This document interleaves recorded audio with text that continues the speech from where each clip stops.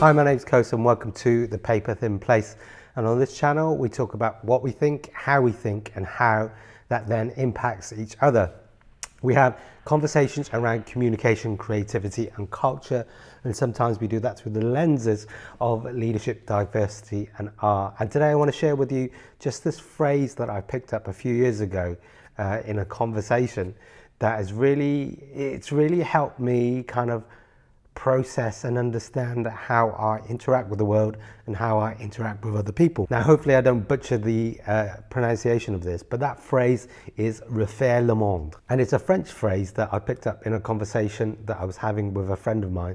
And it essentially means to remake the world, or like an English kind of like phrase around it might be to put the world to rights. That's a kind of another translation in a sense.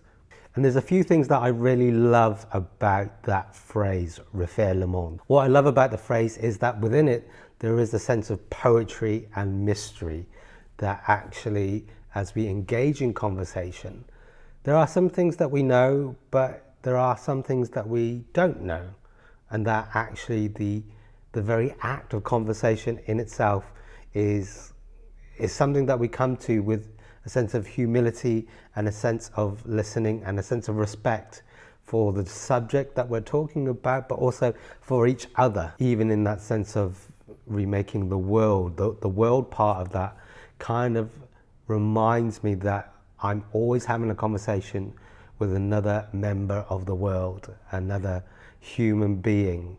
And that reminder to me is that I should always treat that person with a sign of respect and a kind of posture of listening. That our conversations are really opportunities for learning and sharing with equal partners.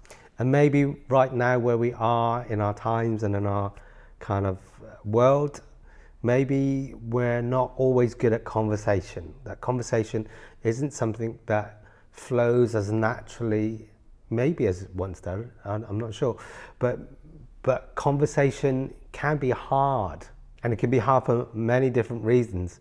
But in a sense, I wonder, have we lost the art of conversation? And again, conversation is this thing that is a mutually beneficial kind of activity. It's an exchange of ideas from people who are willing to contribute and willing to listen. Another thing I love about that phrase is that there is the sense that it is an ongoing process, that as we engage in conversations, yes, we might solve some things, but there's probably a whole bunch of things that we won't solve. And that in itself then requires us to keep in step and in conversation with each other. And crucially, on top of that, there is the sense that actually we should be continually open with each other as we have those ongoing conversations. That good conversations in some way are continual, maybe not always with that same person, but they have a domino effect on our lives. So I'm going to keep this one quite short because I'm a little bit croaky at the moment.